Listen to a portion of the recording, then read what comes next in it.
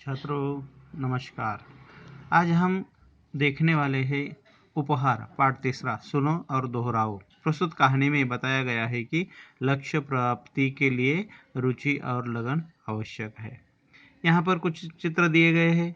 चित्रों के नीचे वहाँ पर खुली जगह रखी हुई है और वहाँ पर हमें उन चित्रों के नाम लिखना है, जैसे मकान, नदियाँ, अमरूद।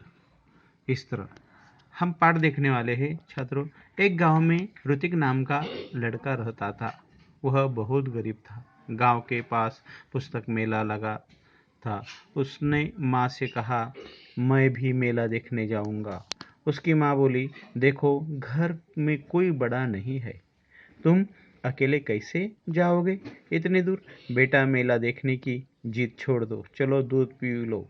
अपनी माँ की बात सुनकर ऋतिक उदास हो गया और एक पेड़ के नीचे जा बैठा। अचानक उसकी दृष्टि दूर पेड़ों के पीछे गई, जहाँ बहुत तेज रोशनी थी। वह उठकर वहाँ गया। वहाँ सुनहरे पंखों वाली एक परी खड़ी थी और ऋत्विक ने हैरान होकर उस परी से पूछा, तुम कौन हो? वह बोली, मैं परी हूँ, लेकिन यहाँ तुम यहाँ उदास क्यों बैठे हो? परी का प्रश्न सुनकर ऋत्विक की आंखों में आंसू आ गए। वह बोला, मैं अपने दोस्तों के साथ पुस्तक मेला देखने और पुस्तकें खरीदना चाहता हूँ। यह कहकर ऋत्विक खामोश हो गया। तब परी बोली, इसमें दुख की क्या बात है? यह समझ लो, तुम्हारी मदद करने के लिए ही मैं आई हूँ। ऐसा मैं तभी करूंगी जब तुम मेरी परीक्षा में उत्तीर्ण हो जाओगे। कौन सी परीक्षा है? ऋत्विक ने पूछा। परी ने कहा, बता दिया तो परीक्षा कैसी। यहाँ पर चित्र दिया गया है और चित्र के नीचे ऋत्विक और परी का चित्र दिखाया गया है। वहाँ पर वह इस तरह बातें कर रहे हैं। ठीक है।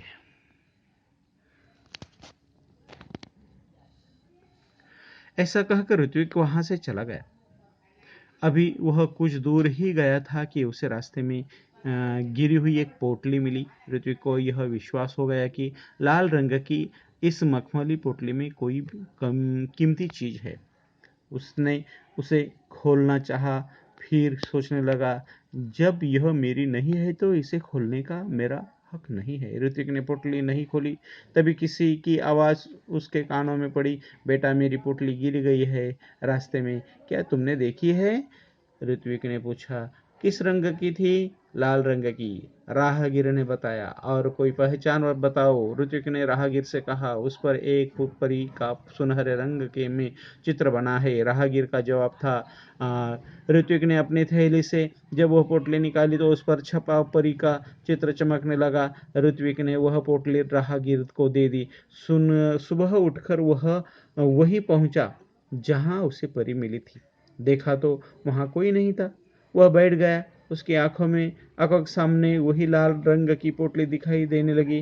तभी तेज प्रकाश फैला। सामने परी खड़ी थी। परी ने दोनों हाथ पीछे थे परी के दोनों हाथ पीछे थे। परी ने पूछा, कैसे हो? ठीक हूँ, ऋत्विक ने जवाब दिया। तभी परी ने कहा, अपनी आंखें बंद करो, मैं तुम्हें इनाम दूंगी। किस बात का? ऋत्विक ने पूछा। तुम उत्तीर्ण हो गए इसलिए, परी बोली। परी की बात ऋत्विक के समझ में नहीं आ रही थी। उसने आंखें बंद कर ली। परी ने उसके हाथों में एक मखमली थैली पकड़ा दी। ऋत्विक ने देखा तो हैरान रह गया। यह तो वही पोटली थी जो उसने राहगीर को दी थी। परी ने कहा, कल मैंने ही तुम्हारी ईमानदारी की परीक्षा ली थी। वह राहगीर भी मैं ही थी, इसलिए मैं तुम्हें यह इनाम दे रही हूँ। परी ने ऋत्विक को समझाया, इनाम व्यक्ति के जीवन में किसी वस्तु की कमी नहीं होती। जाओ, अब तुम्हें मनचाही वस्तु मिलेगी। ऋत्विक के पास शब्द नहीं थे जिनसे वह परी को धन्यवाद देता। खुशी से उसकी आंखें भर आई। लाल मखमली पोटली ऋत्विक ने अपनी माँ को दी। उसकी समझ में यह नहीं आया कि उसका बेटा उसे क्या दे रहा है। जब माँ वह पोटली खोलने लगी तब पोटली कई गुना बड़ी हो गई। उसमें से सुंदर सुंदर पुस्तकें बाहर निकल आई। पुस्तकों का ढेर देख कर माँ चकित रह गई। माँ ने पूछने पर ऋत्विक ने सब कुछ बता दिया। अब ऋत्विक ने मित्रों के लिए अपनी बहन कृतिका की सहायता से पुस्तकालय खोला। वहाँ सभी बच्चे आकर अपनी मनपसंद पुस्तकें पढ़ने लगे। उनको पूरा गांव पुस्तक मित्र के नाम से जानने लगा। ऋत्विक ने पुस्तकालय को ही अपने जीवन का ध्येय बना दिया। उसका सारा समय पुस्तकों के बीच बिताने लगा। एक दिन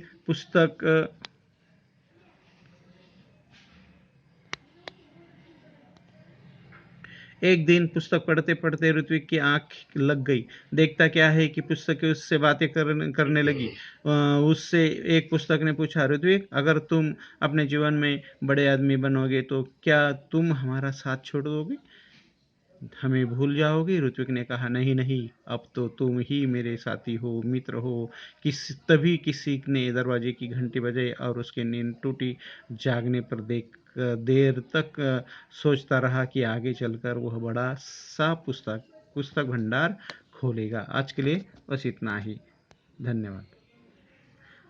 पाठ पढ़ना है और उसके शुद्ध लेखन एक बार अपनी कॉपी में लिखना है। इसके ऊपर कोई प्रश्न है तो वह भी आपको लिखना है। धन्यवाद।